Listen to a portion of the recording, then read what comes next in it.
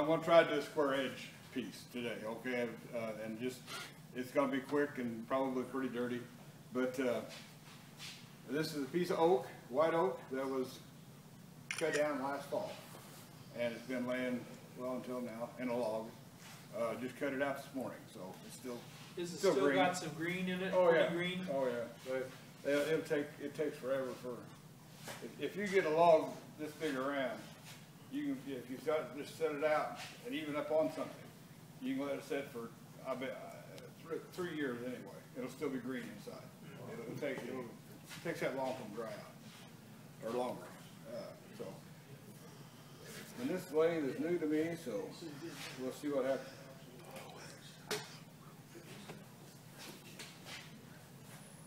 Whoa, that was quick.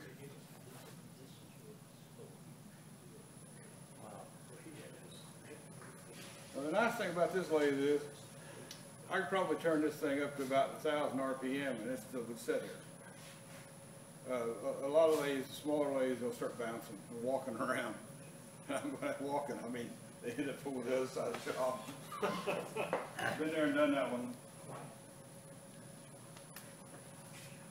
Keith, what speed do you have at it? That 10 is 402. 402. Yep.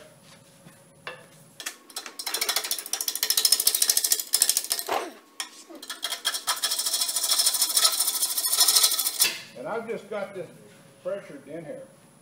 The tailstock's up, but I have nothing. I have nothing on the chuck. It's just you know, pressure fitting. So I keep checking the tailstock to make sure it doesn't loosen up. That's a little bit unlevel. That's 430. Yeah, you can see that. About right there.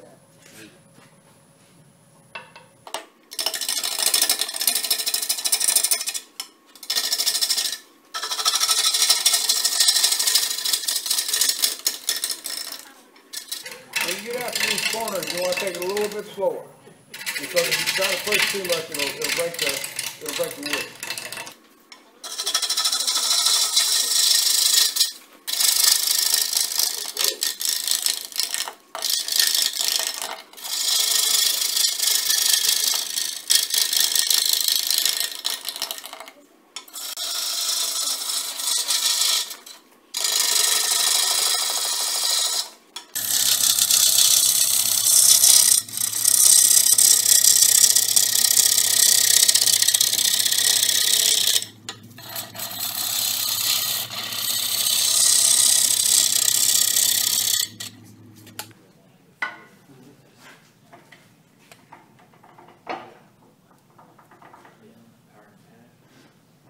And the way I like to do it is of course I'm going to put a tendon on the bottom, but then I just start shaping the whole outside. I don't try to, I mean, you know, I just start shaping the whole outside. Of course with a round bowl, if you're going to make a round, you could knock all the corners off, but I don't even do that. When I'm shaping the bottom, I'm just rounding the whole thing at the same time.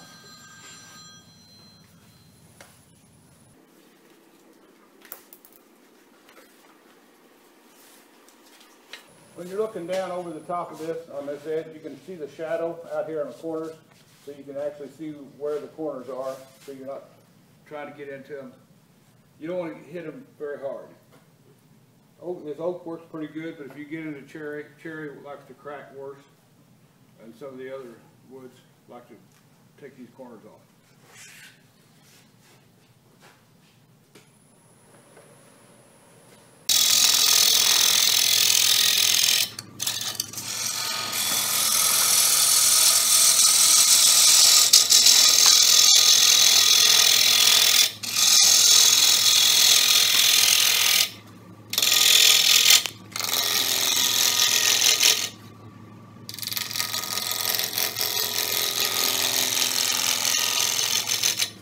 You guys want to look, there's a big difference in the cut you get when you draw cut it like this and when you start going back into it. You don't tear out near as bad when you're coming out this way, okay? When you're going back into it, it tears out worse.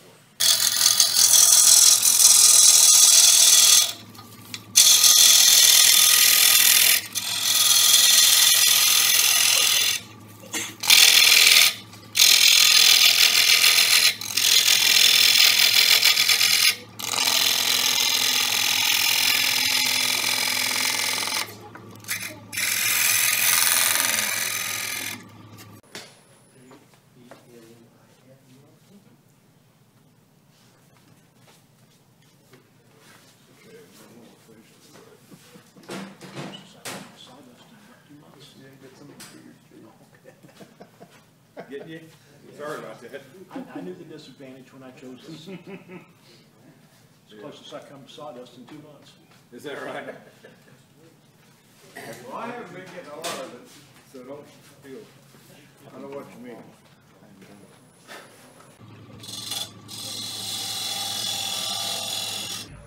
When you're making this foot on there, you want to get it square.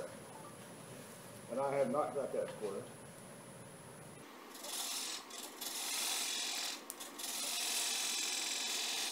And you also do not want it to bottom out. You want it short enough.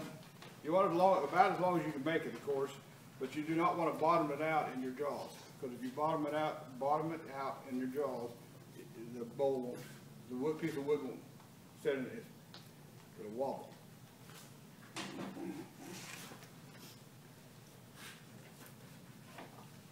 I can just about see it.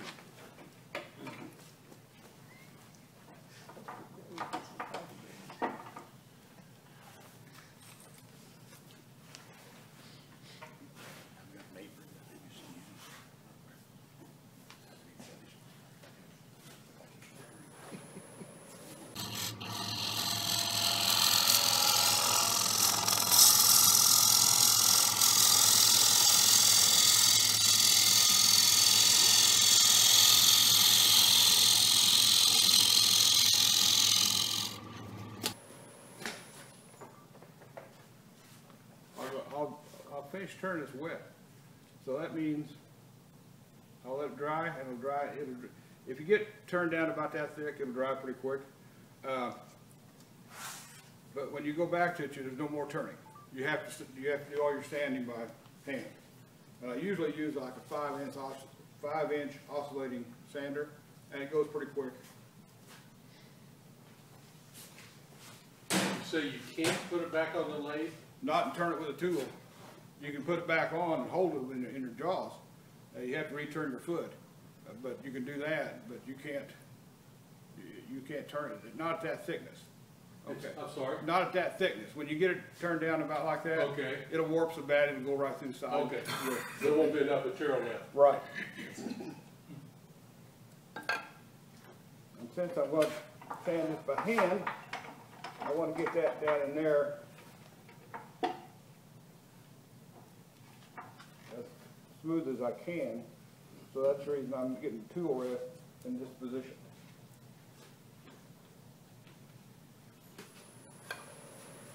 And it helps. I won't be perfect, I'll guarantee you.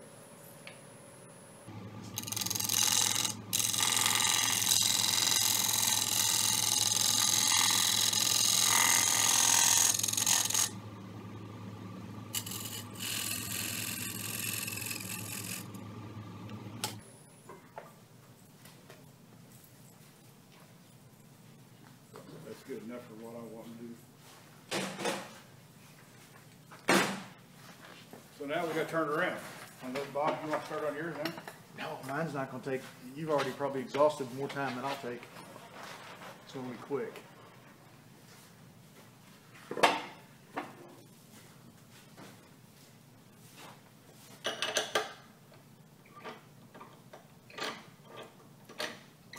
I hope I've got my foot big enough.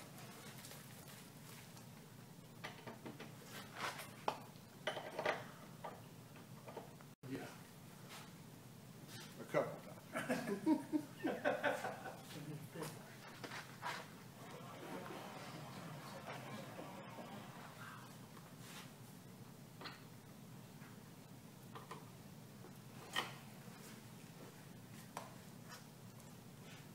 Trying pretty good. Bring the tailstock up, that way it helps hold things together. But it's not very fun chasing the wood piece as it goes up. I don't have no desire to catch it for you, Keith. You don't have any desire to catch it for me? I don't blame you.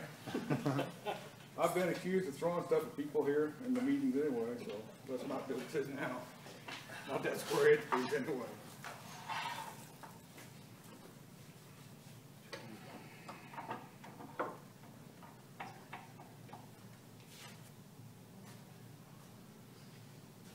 Excuse me. what I'd like to do on the wings is get a nice smooth curve to them. Okay, and I like some curve. Don't like. I made them sticking straight out, but I like the curve a little better. It looks a little more graceful, maybe artistic, something like that.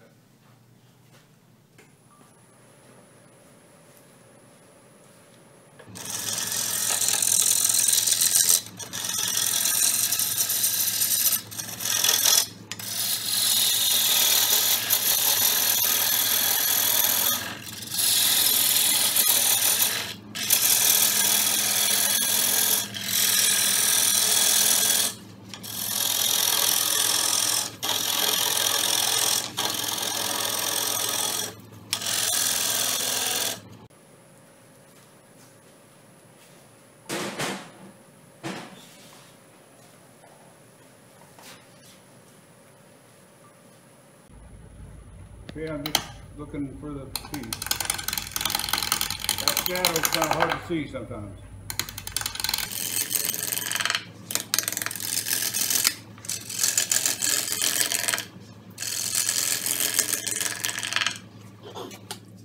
Is that a pull cut you're still continuing to use there, Keith? A full cut? No.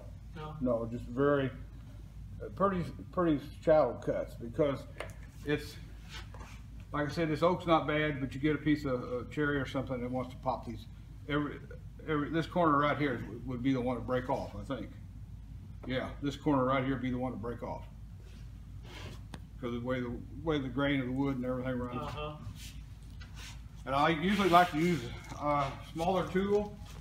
In fact, this is one of my favorite ones for doing corners. What, that's a quarter? Yes, yeah. No, that's a 3/8. Oh, okay. It's a Thompson. This is a Thompson made in the United States, so that's a 3/8. Oh. Now, if it's a European, it'd be more like a quarter.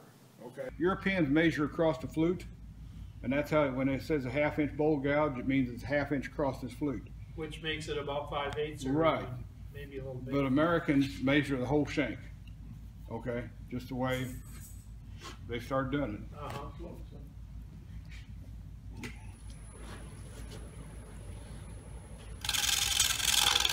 And when you're doing these corners, you do want it running fairly fast.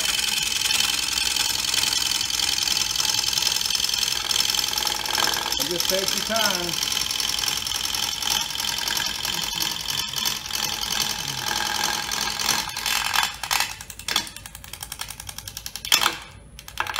Yeah, that's too much of a bite there.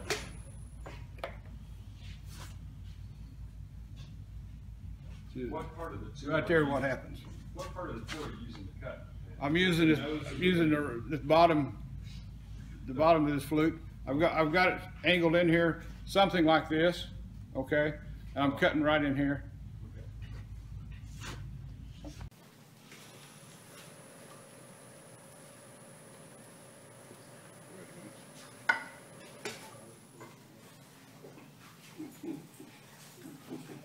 Always like to check it. These will loosen up.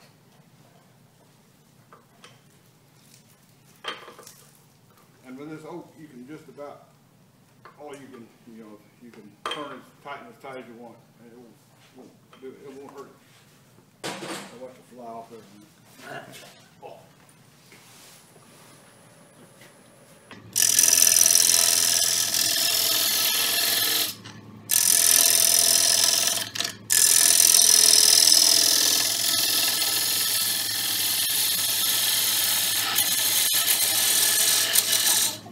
That's the fun part.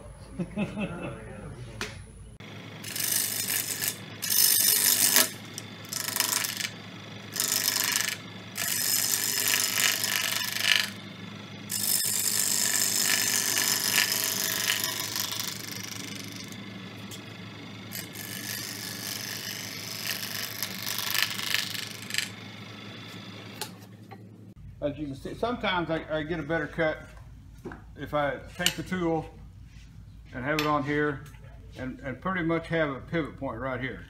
And then I just pivot and turn it like this. And that keeps the tool steadier, so it isn't as apt to get into wood too much.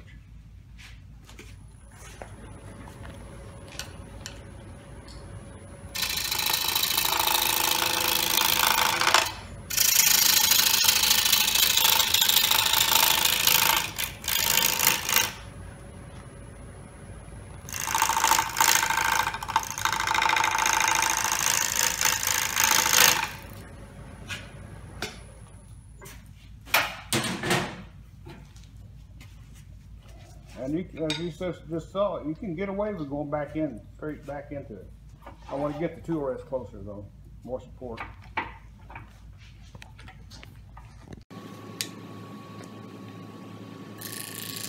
If you look right now, I'm watching the top edge of it. And that, you can really see what you're cutting at that when you do that.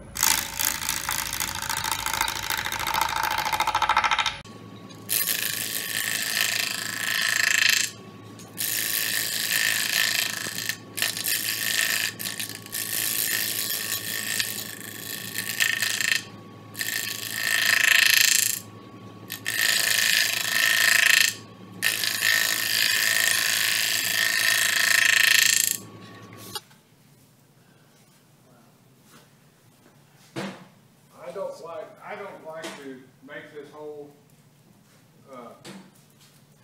whole cut here.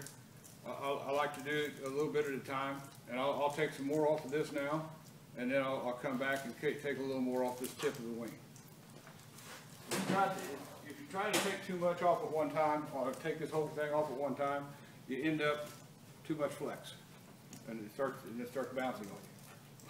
The wood does.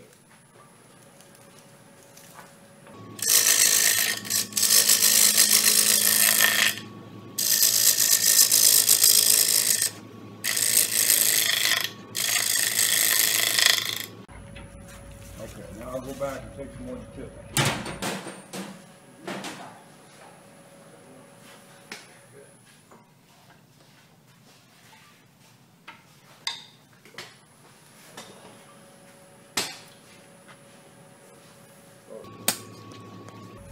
Tore it up for a minute.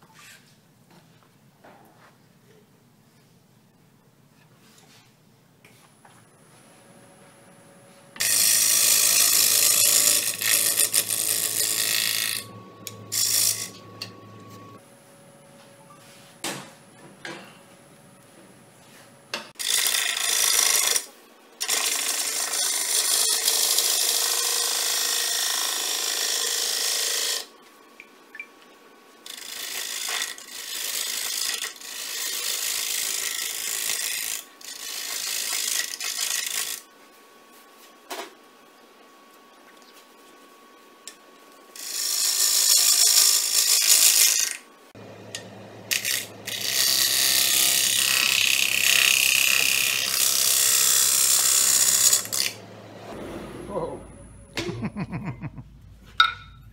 Too fast. Every once in a while, stop and look at it. Also, make sure you don't have any cracks in there. Because turning wings like this on a bowl and it's cracks, you might have trouble. So you want to kind of watch that.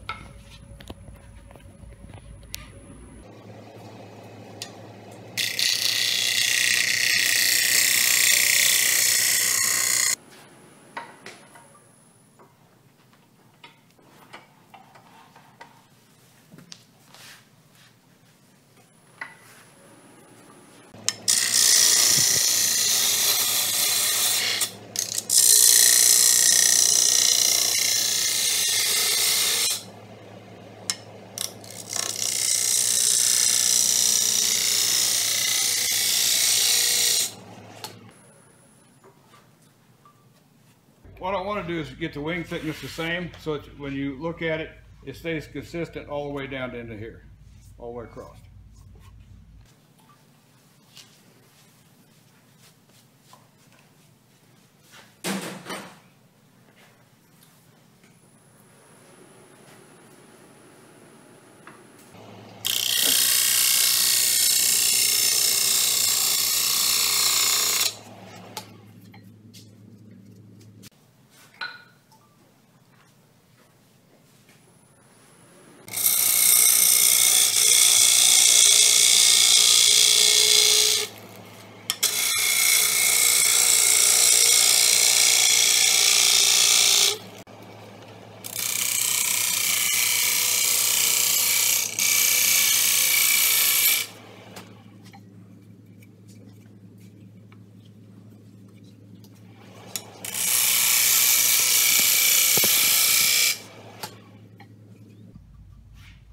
Okay, I'll wanna quit on that there.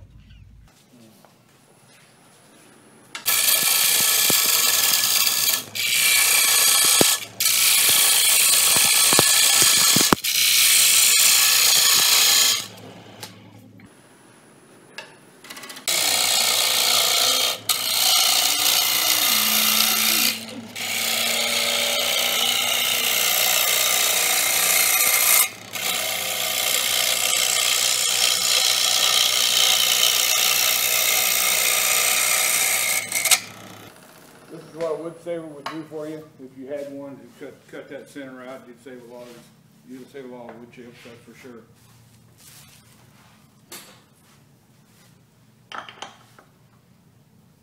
Now, if you got really, good with it, they probably save a lot of time, I imagine. I say they do.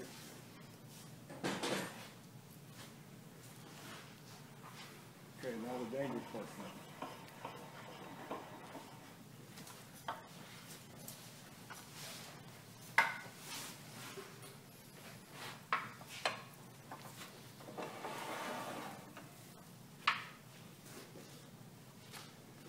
I want to take that out of there, because that does not feel good when it hits the back of your elbow. Don't ask me how I know that, just, you know how that song goes. Trust you, huh? Just trust me. Just trust.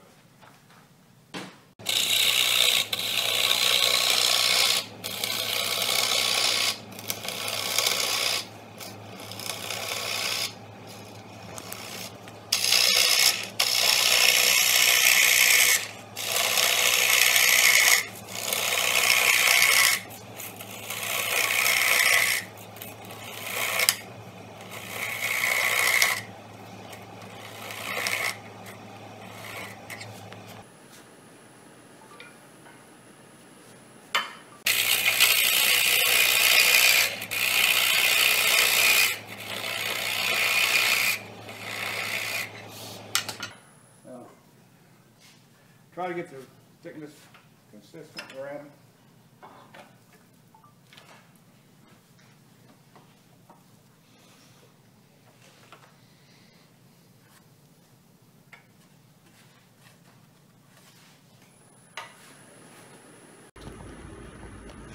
I'm running about 900 RPM right now. We'll crank it up to about 1,000.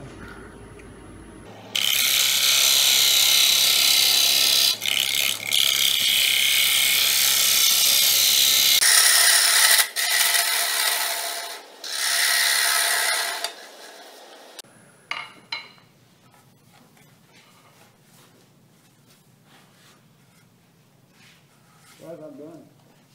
That's it. Let it dry now, and come back and probably put it back on a faceplate, and use a 5-inch oscillating sander on it.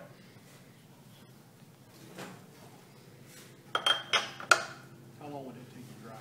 Oh, it's less than a month. This kind of weather, outside in the shed, pretty quick. Pretty quick. You don't seal it or put it in shavings or Nope. anything, just. It'll move. It'll move, but very seldom do they crack. Now, sometimes, I've had them crack, don't misunderstand me, but, most times they don't crack. But you gotta get the whole thing consistent. That's the secret to that. You could tell the shavings turning deeper color as you got into it, Yeah, as how there's moisture in it. yep, Yeah. yep. That'll turn a golden brown. It's a white oak is what it is. And it'll turn real pretty, at least I think it is. Donnie, you think it's white oak? I think it is. When you initially cut that, how did you do it? Did you have a screw or? No, when I first turned the back side of it, I just had it flat right here on the jaws of this chuck. Oh, okay. And pressure with the tailstock. That's how I do it. You can also use a 4-prong. You can do that. If you got an irregular piece that you're gonna, like a natural edge piece like this one. If you're gonna turn natural edge bowl out of this, you'd have to have a 4-prong on this.